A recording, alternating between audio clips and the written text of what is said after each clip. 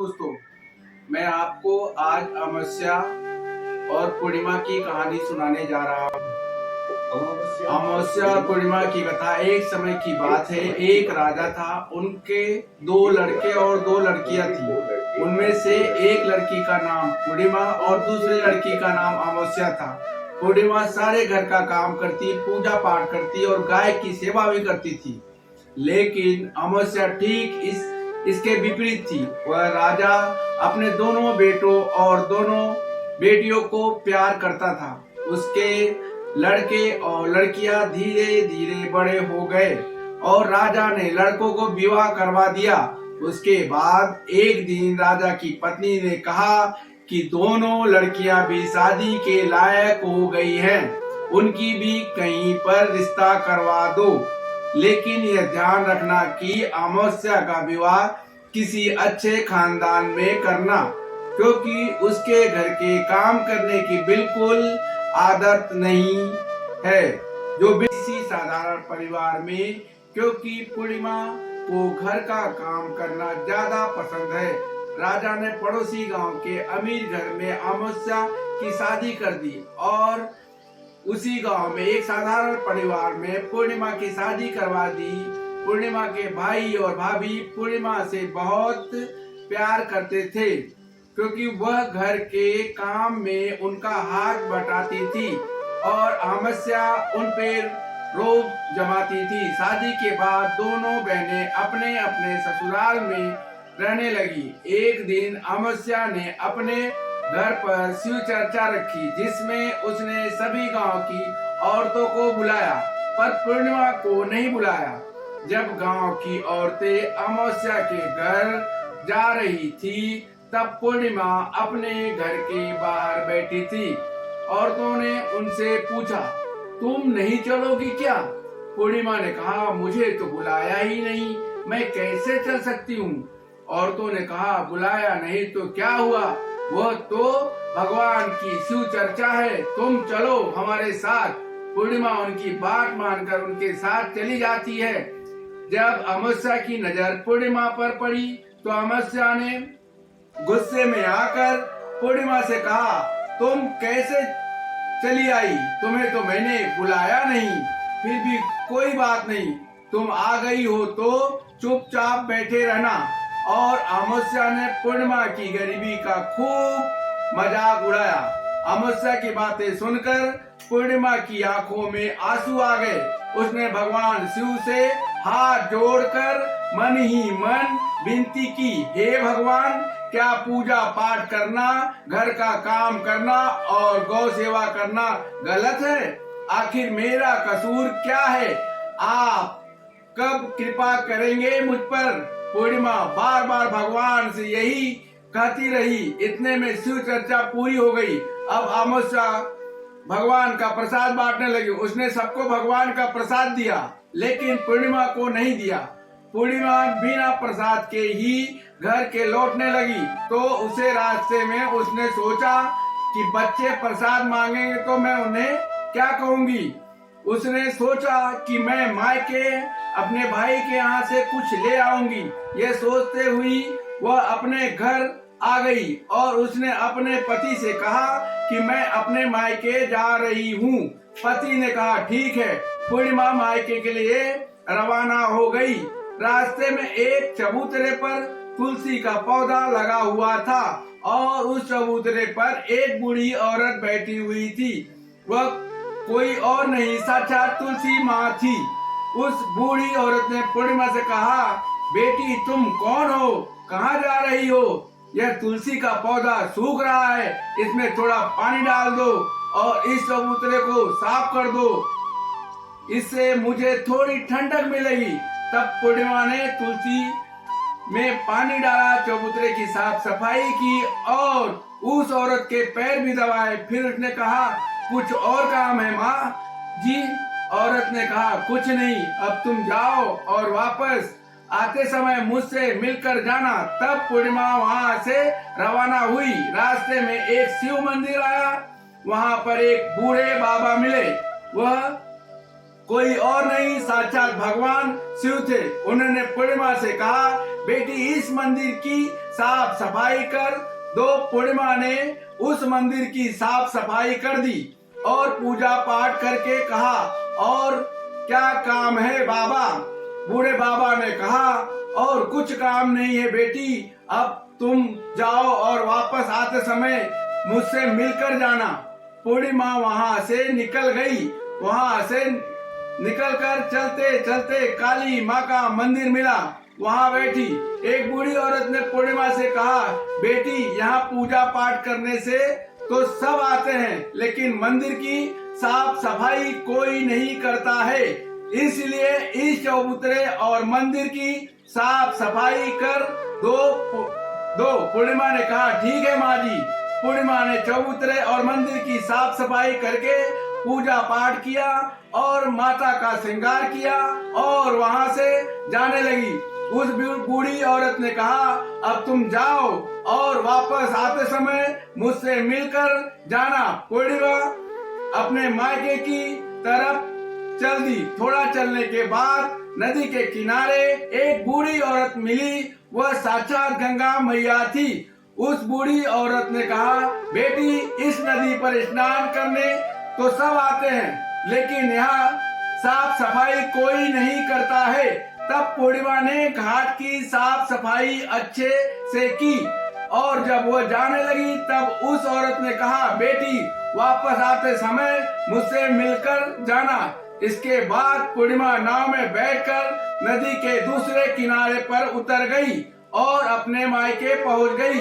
पूर्णिमा के भाई और भाभी उसे देखकर खुश हो गए और उन्होंने पूर्णिमा से खूब बातें की और कहा कि बच्चों की भी साथ लेकर आती तो अच्छा लगता। सुबह जब पूर्णिमा ने अपने ससुराल जाने के लिए कहा तो भाइयों ने उसे एक लाल साड़ी और एक थैले में बच्चों के लिए कपड़े और खाने पीने के कुछ सामान रख दिया और कहा कि वापस जल्दी आना। इसके बाद पूर्णिमा वहां से रवाना हुई और उसी नदी के किनारे पर पहुंच गई। पूर्णिमा को वही बूढ़ी माँ मिली जो साक्षात गंगा मैया थी।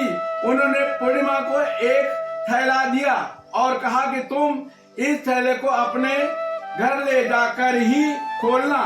पूर्णिमा ने कहा, ठीक है। आगे चलकर वहीं काली माँ का मंदिर आया। वहाँ भी उस बूढ़ी माँ ने पूर्णिमा को एक थैला दिया और कहा कि इसे घर पर जाकर खोलना। पूर्णिमा वहाँ से रवाना हुई और आगे चली तो भगवान शिव का मंदिर आया। वहाँ के बूढ़े बाबा ने भी उसे एक थैला दिया और कहा कि अपने घर ले जाकर खोलना। आगे चलने पर तुलसी माँ के पास बैठी हुई बूढ़ी औरत मिली। उसने भी पूर्णिमा को एक थैला दिया और कहा कि इसे घर जाकर ही खोलना। अब पूर्णिमा के पास 5 थैले हो गए। इन सब थैलों को लेकर पूर्णिमा अपने घर चली आई। पूर्णिमा ने सबसे पहले अपने मायके का थैला खोला। उसमें बच्चों के लिए अच्छे कपड़े और खाने पीने की चीजें थी। उसने अपने बच्चों को नए नए कपड़े दिए और खाने पीने की चीजें दी। तब बच्चे बहुत खुश हुए। अब पूर्णिमा ने दूसरा थैला खोला जो उसे गंगा मैया ने दिया था। उसमें सोना और चांदी भरा हुआ था। फिर उसने तीसरा थैला खोला जो उसे काली माँ ने दिया था। चौथा थैला खोला जो उसे भगवान शिव ने दिया था। उसमें धन संपत्ति भरी हुई थी। इसी तरह उसने 5वां थैला खोला जो तुलसी माँ ने दिया था। उसमें चावल, दाल और अनेकों प्रकार का धान भरा हुआ था। अब पूर्णिमा के घर में किसी चीज की कमी नहीं थी। पूर्णिमा के मन में विचार आया कि क्यों ना मैं भी शिव चर्चा करवाऊं। उसने अपने घर पर शिव चर्चा का कार्यक्रम रखा और गांव की सभी औरतों को बुलाया और अपनी बहन को भी बुलाया। जब अमावस्या अपनी बहन के घर आई तो उसने देखा कि पूर्णिमा के घर में धन दौलत की कोई कमी नहीं है और यह देखकर अमावस्या आश्चर्यचकित रह गई और उसने पूर्णिमा से पूछा कि तुम्हारे घर पर इतनी धन दौलत कैसे आई।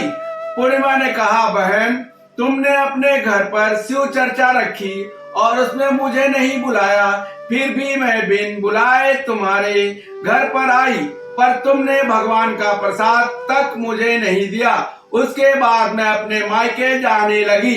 इसके बाद पूर्णिमा ने रास्ते में जो कुछ भी घटना हुई वह सब अमावस्या को बता दी। तब अमावस्या ने पूर्णिमा से कहा कि तुम भी मुझे प्रसाद मत दो और मुझे डांटो, लेकिन पूर्णिमा ने कहा, यह तो भगवान का प्रसाद है, यह तो मैं सबको दूंगी और तुम्हें भी दूंगी। फिर भी अमावस्या ने प्रसाद नहीं लिया और सीधे अपने घर चली गई।